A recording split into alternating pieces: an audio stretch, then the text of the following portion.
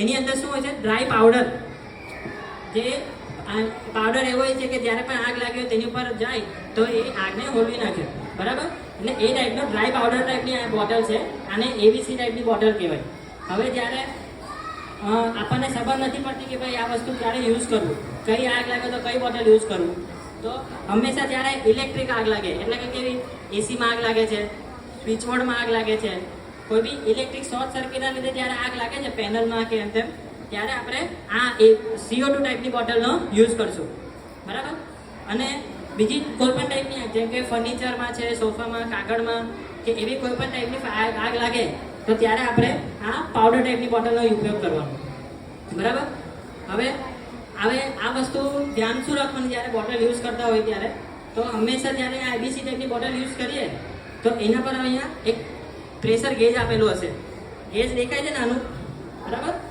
એ pressure gauge એના માટે છે કે આની અંદર પ્રેશરથી એર ભરેલી હોય છે, એર ને પાવડર. તો એનું પ્રેશર ઓકે છે કે નહીં એ ચેક કરવાનું. જો ગ્રીનમાં હશે તો જ આ બોટલ યુઝ થશે, જો રેડમાં હશે તો આ બોટલ યુઝ થશે નહીં. યુઝ માટે છે કે કોઈ પણ ટાઈપની આગ લાગી હોય તો આપણે આ બોટલ બે જગ્યાએ આપણે યુઝ કરી શકીએ. બધી આગ માટે આ બોટલ સફિશિયન્ટ છે, બરાબર? જ્યારે આ બોટલ જે છે તે શોર્ટ એટલે કે પાસે આગ લાગી હોય, લિમિટેડ સ્પેસ માટે છે કે ભાઈ પાસે આગ લાગી હોય તેને આપણે કંટ્રોલ કરવી હોય તો એ માટે આપણે આ બોટલનો યુઝ થશે. જે કે એસી રૂમ છે કે એવું છે તો આપણે કેવું એ વસ્તુ પાસે આપણે જઈને આગ ઓલવી શકીએ છીએ, નાની લિમિટેડ ફાયર માટે છે. આમાં આપણે એક એડવાન્ટેજ એ રહેશે કે દૂરથી બી આપણે 6-7 ફૂટ દૂર આગ લાગી છે તો ત્યાંથી પણ આપણે આને કંટ્રોલ કરી શકીએ, બરાબર? હવે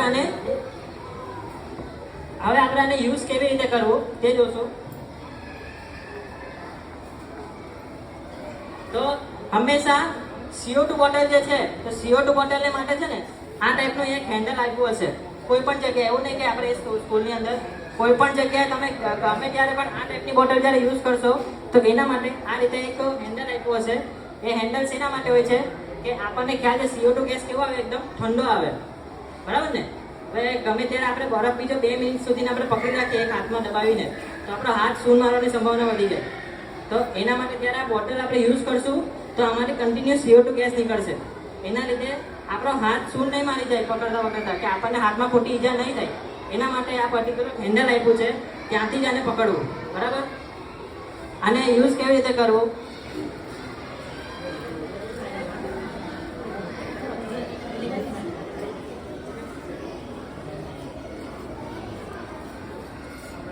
સમજાય છે બધાને?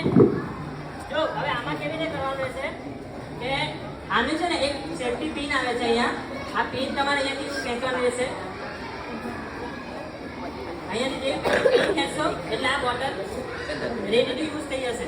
હવે તમે આ બોટલનું વજન છે ને આ બોટલનું વજન વધારે રહેશે તો એના માટે શું કે બોટલ આપણે યુઝ કરતી પેલી પડી નહીં જાય એના માટે કેવી રીતે યુઝ કરશું? 2 પગની વચ્ચે આને દબાવી દેવાની કે જેથી આપણે જ્યારે બોટલ યુઝ કરીએ તો ગમે ત્યાં પડે નહીં. ત્યાર પછી જ્યાં પણ આગ લાગી છે ત્યાં એવું કરવાનું રહેશે. અને સિમ્પલ આની ઉપર છે ને ઓપન ક્લોઝનું એરો બતાવ્યું હશે. આપણે એમાં કેવું છે ઘરે આપણે નળ કેવી રીતે ફરાવીએ બસ સેમ વસ્તુ રહેશે. 2 પગની વચ્ચે દબાવીને અહીંયાથી અહીં ચાલુ કરવાનું રહેશે એટલે આ રીતે અંદરથી CO2 ગેસ નીકળશે, બરાબર? આમાં એક વસ્તુ રહેશે, આ જ્યારે આ બોટલ જ્યારે પણ યુઝ કરશું ને તો અવાજ આવશે જોરથી, બરાબર? હવે જેમ કે એસી રૂમ એવું છે તો ત્યાં હંમેશા રૂમ કેવા પેક હોય છે, એર ટાઈટ રૂમ હોય છે. તો એવી જગ્યાએ આ વસ્તુ જ્યારે યુઝ કરશું તો એમાં શું ધ્યાન રાખવું કે એર ટાઈટ રૂમ છે, એસી રૂમ પેક રૂમ આવે. હવે પેક રૂમમાં આપણે કન્ટિન્યુઅસ CO2 એપ્લાય કર્યા કરીએ તો સ્વાભાવિક વાત છે ઓક્સિજનને કાઢી નાખીએ એવું ત્યાં આપણે બેભાન થવાની સંભાવના પણ વધી જાય, બરાબર? એટલે એવી જગ્યાએ હંમેશા ધ્યાન રાખવું. જો નાનો કમ્પાઇન્ડ રૂમ છે ને એની અંદર આપણે CO2 યુઝ કરવાનું આવે તો એને બારણા ખોલીને પછી આને યુઝ કરવું.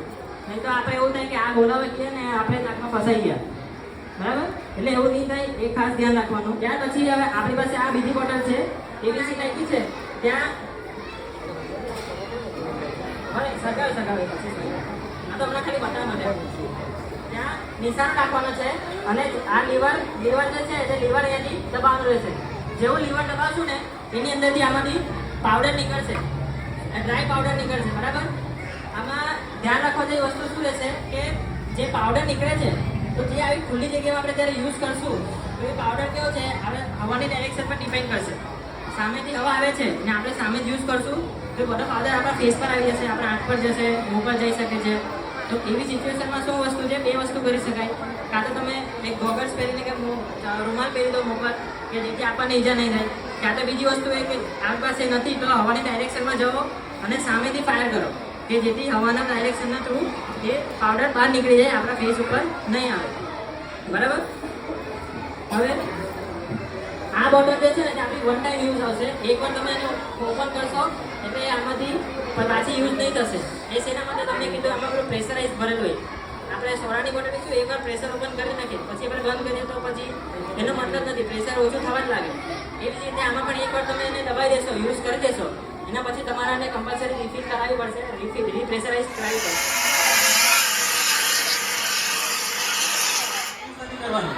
મેઇન કોર ઉપર એક્સટિંગ્વિશ કરવાનું રહેશે કે ત્યાં મેઇન લાકડું તમારું સળગે છે તો નીચે ફાયર કરો કોર ઉપર.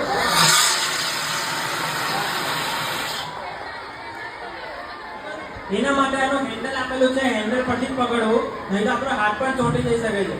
બરાબર.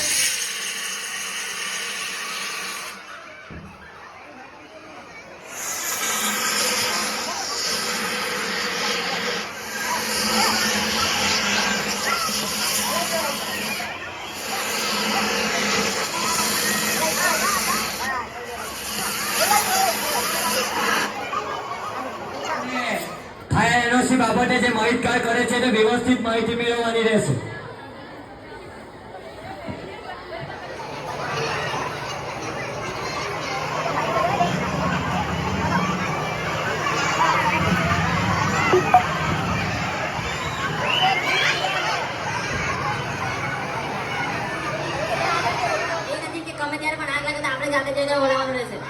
તમારે સૌથી પહેલા મેં તમને આગળ કીધું તેમ શું કરવાનું છે, ટીચર્સને જાણ કરવાની રહેશે. ગમે તમે કંઈ પણ જોવો છો, ભાઈ ધુમાડો થાય છે, સળગતા કંઈ પણ વસ્તુ જોવો છો કોઈ પણ ક્લાસરૂમમાં કે ગમે ત્યાં, તમારે સૌથી પહેલા ટીચર્સને જાણ કરવાની રહેશે. ટીચર્સ તમને ગાઈડલાઈન આપશે કે તમારે શું કરવાનું છે. બરાબર. આપણે વસ્તુ યુઝ કરતા શીખીએ છીએ એટલે એનો મતલબ એ નથી કે આપણને આવડે છે કે આપણે જાતે આગ ઉલાવવા જવાનું.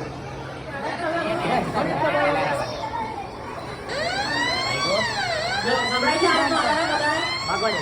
આ છે ઇમરજન્સી અલાર્મ. આ વાગે એટલે તમારે સૌથી પહેલા આજે તમારા ક્લાસમાં સ્ટાફ નથી તો તમારે એક મોનિટર આવશે તમારા ક્લાસમાં.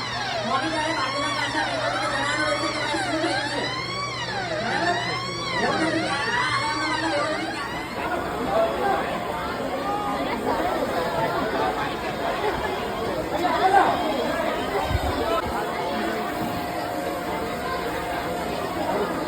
કે જેમાંથી પાણી નીકળે છે. બરાબર. એ વસ્તુ કે યુઝ થશે એના માટે એક મોટર આપી છે તે પેલી બાજુ પાછળ છે. બરાબર. અને યુઝ કઈ રીતે કરવાની, આ રીલ જે તે રૂમમાં આગ લાગે છે ત્યારે આ રીલને તે રૂમમાં લઈ જવાની અને આના બે વાલ છે, એક અહીંયા આગળ એક વાલ છે અને એક જ્યાં લાગ્યો છે રીલ પાસે તે વાલ છે. પહેલા સૌથી પહેલા જે રીલ પાસે વાલ લાગ્યો છે તે ચાલુ કરવાનો, રીલને જ્યાં આગ લાગી ત્યાં સુધી લઈ જવાની અને ત્યાં બીજો વાલ ઉપર કરવાનો છે. બરાબર. ઓન થઈ ગયું એટલા બધામાં કાંટો બતાવવામાં છે, કેટલા વોલ્ટ બતાવે છે તે વોલ્ટ બતાવે. પછી આ જે સ્વિચ આપેલી છે આપણને એમાં તમે ડાબી સાઈડ જાઓ તો મેન્યુઅલ આવશે અને જમણી સાઈડ જાઓ તો ઓટો થઈ જાય. જમણી સાઈડ તમે ફેરવશો તો ઓટો થશે, ડાબી બાજુ મેન્યુઅલ થશે. આપણે અત્યારે મેન્યુઅલ પર ટેસ્ટ કરવાનો છે, ઓટો પર પછી તે હું તમને બતાવી દઈશું. આ સ્ટોપ છે, આ સ્ટાર્ટ છે.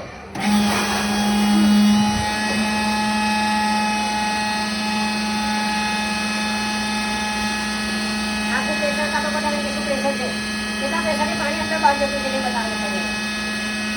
બરાબર છે. ફરી પાછું બંધ કરવાનું છે આપણે. આ બંધ મેન્યુઅલ પર ઓટો પર કરી દેવું હોય. હવે ઓટો પર એવું છે કે તરત નહીં ઉઠે, ઓટો પર તરત નહીં ઉઠે. જ્યારે નગાડી ચાલુ કરશો, જ્યારે પેલું આપણે કેમ એસીનું જ્યારે પેલું ટાઈમર પર મૂકેલું હોય કે ભાઈ 24 એના ટેમ્પરેચર જે પ્રમાણે તે પ્રમાણે જાણે મોટો ઉઠાવશે. તો પણ આપણે મેન્યુઅલ ઓટોની આપણે આમાં જરૂર પડતી નથી.